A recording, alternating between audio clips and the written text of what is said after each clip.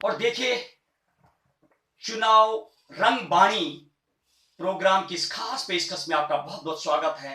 मैं हूं आपके साथ महेश बहुगुणा और मेरी सहयोगी टीम आज पंजाब विधानसभा चुनाव का दौरा कर रही है। और जहां तक मैं पंजाब की बात करूं, सबसे बड़े दल की यदि मैं बात करूं, बीजेपी कांग्रेस राष्ट्रीय पार्टी की बात करूं, तो शायद अभी उनके हालात चुस्त नजर नहीं आते पंजाब में। यदि मैं आम आदमी पार्टी की बात करूं, निर्दलीय उम्मीदवारों की बात करूं या अन्य दल, सबसे बड़ी बात जो निर्दलीय दल पंजाब में उठे हुए हैं, कहीं ना कहीं बड़ी पार्टियों के बीचों बीच निष्पक्ष, बेदाग और शायद कुछ समाज के लिए कर गुजरने वाले प्रत्याशी हमें नजर आए। और उसी कड़ी में पटियाला 2 से मेरे साथ सौरभ जैन, और जहां तक मेरी जांच पड़ताल, मेरी टीम, मेरे जो रिपोर्टर्स पंजाब में हैं, उनकी जांच पड़ताल के मुताबिक सौरभ जैन साहब की यदि मैं बात करूं,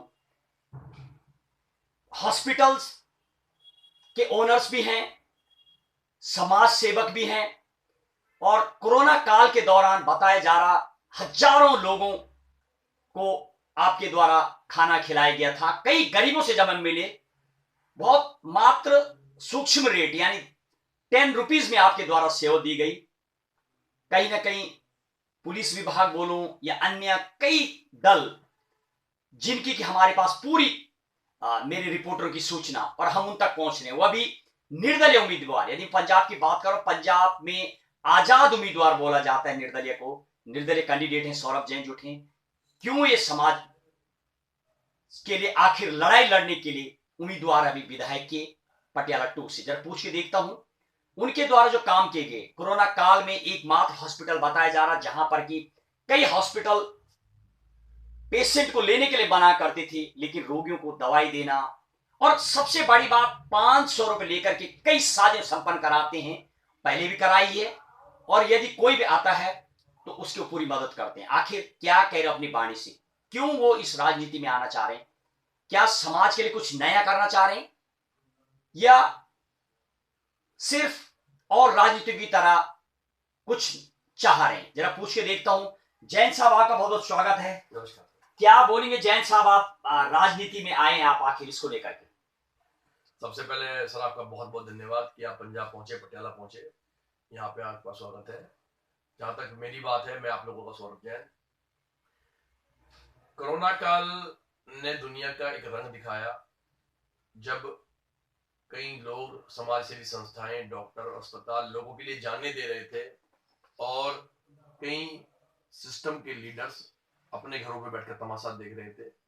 तो हमारे जैसे लोग सड़कों पे आए, और हमने दिल और जान की परवाह न करते हुए हमने लोगों के लिए काम किया। इसी कड़ी में मेरा वर्धमान महावीर हॉस्पिटल पटियाला के अंदर जो है, उसने कोरोना काल में इस जिले के अंदर सबसे ज्यादा पेशेंटों का इलाज किया। और जब लोगों को इलाज नहीं मिल रहा था, जब सरकारी सिस्टम लगभग ठप हो चुका था, तो आप लोगों के माध्यम से वर्तमान में मैंने उनका इलाज किया। और उसी दौरान जब लोगों के लिए नौकरियां नहीं थी, खाने के लिए घरों में राशन नहीं था, तब मैंने कोविड नियमों का पालन करते हुए पूरे पंजाब की एक सबसे बड़ी रसोई, वर्धमान महावीर जनित रसोई खोली, जिसमें कि सब्जियां धोने की मशीन, सब्जियां छीलने की मशीन, सब्जियां काटने की मशीन, आटा गूंथने की मशीन, पेड़ा बनाने की मशीन, चावल बनाने की मशीन, रोटियां बनाने की मशीन, ये सारी ऑटोमेटिक मशीनें मैं लेके आया। और 10 रुपए में ये लोगों को भरपेट खाना खिलाते रहे, और वो रसोई आज भी लगभग 1500 से 1800 लोगों को खाना खिला रही है। जैन साहब, बहरहाल आप राजनीति में आए, आखिर इस राजनीति में जब आप आए हैं तो क्या सोच के आए? क्या करेंगे आप, और क्या सोच के आप आए? राजनीति में अगर बात करें तो आजकल जो शरीफ लोग हैं वो कमी आ रहे हैं, क्योंकि आना ही नहीं चाहते हैं। लेकिन राजनीति में अब अच्छे, ईमानदार और समाजसेवी लोगों को आना पड़ेगा, क्योंकि अगर राजनीति हमारे जैसे लोगों के हाथ में ना आई तो भ्रष्टाचार और झूठे वायदे और नशा सिर चढ़ के बोल रहा है, बेरोजगारी बहुत हो चुकी है। तो इसलिए मैंने पटियाला देहाती से ये राजनीति में पैर रखते हुए इलेक्शन लड़ने का मन बनाया है, क्योंकि आज पंजाब को, पटियाला को हमारे जैसे लोगों की जरूरत है, जो अपनी जेब से 2 रुपए खर्च करके लोगों के लिए काम कर सकते हैं। जैन साहब, कुछ यदि मैं बाहर की बात करूं, प्रवेश की बात करूं, ऐसे बताया जा रहा है कि आपके दिमाग में शायद पहले से ही जब आप सेवा कर रहे थे जनता की राजनीति में आने का था। क्या ये सच है या अभी आपके मन में है? देखिए, कोरोना काल में जो लोग राजनीति कर रहे थे वो तो अपने घर पे बैठे हुए थे, तो हम राजनीति के लिए अपनी जान की जो रिस्क लिया वो राजनीति के लिए नहीं था। ये मेरी सेवाओं को देखते हुए पटियाला की जनता का मन बना कि मेरे जैसे लोग राजनीति में आने चाहिए, और मैं उस जनता की भावना का पालन करते हुए अपना हॉस्पिटल तक मैंने दांव पे लगा दिया, जो कि सरकार की गाइडलाइंस के कारण उसको बंद करने की भी इन्होंने नोटिस निकाला हुआ है। और मैं ये जंग पटियाला की जनता के लिए, पंजाब की जनता के लिए लड़ रहा हूँ, और मैं आगे भी लड़ता रहूंगा। जैन साहब, शायद आपके निर्दलियों की वैसे भी बहुत अहम भूमिका पंजाब में देखी जा रही है। अपोजिट जो पार्टियां हैं उनके लिए बहुत बड़ी हवा के रूप में बनी हुई है। क्या ये हवा का रुख वास्तविक ही कितना रंग ला पाएगा और क्या बोलना चाहेंगे आप जनता को? देखिए, रिवायती पार्टियों के जो वादे हैं, एक दूसरे पे आरोप प्रत्यारोप के सिर्फ इनके सिस्टम है, और वायदे कभी पूरे नहीं हुए। जनता इनके सिस्टम को समझ चुकी है। जनता ने मन बना लिया है पूरे पंजाब में कि वो 117 ईमानदार उम्मीदवारों को आगे लेके आना चाहती है, चाहे वो आजाद उम्मीदवार के तौर पे हो या वो किसी पर्टिकुलर पार्टी से हो।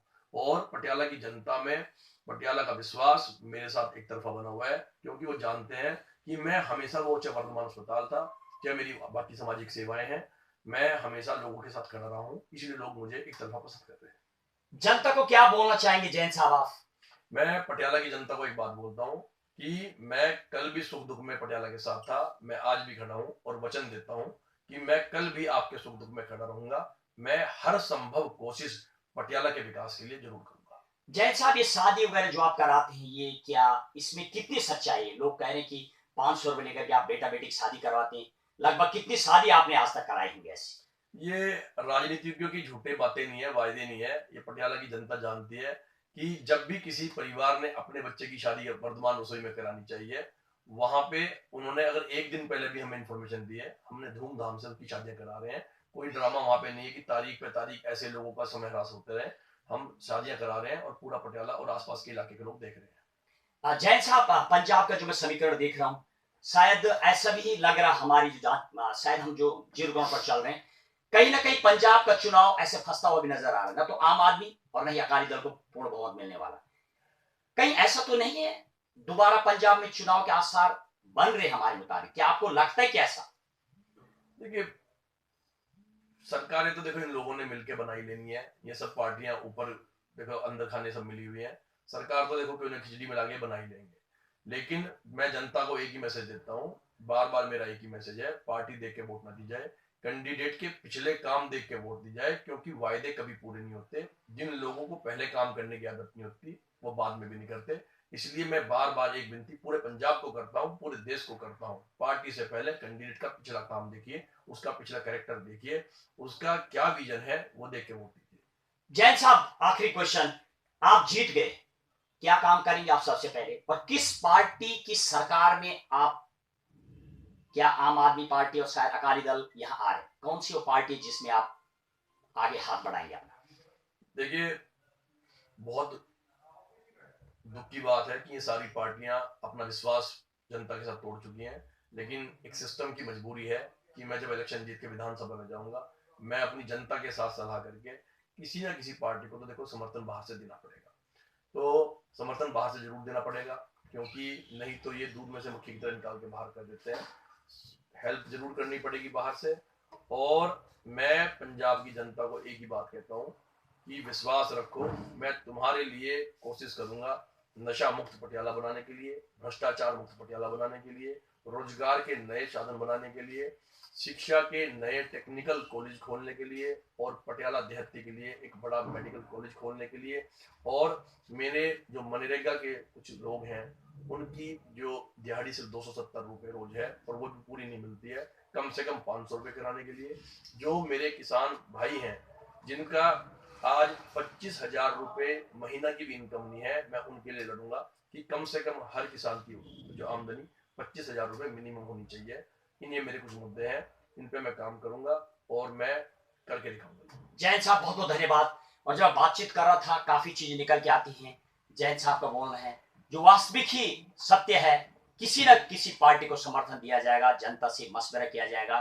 फिलहाल पंजाब में निर्दलीय उम्मीदवार और कई ऐसे आजाद कैंडिडेट हैं जो वास्तविक की आजादी से जनता के बीच जा रहे हैं।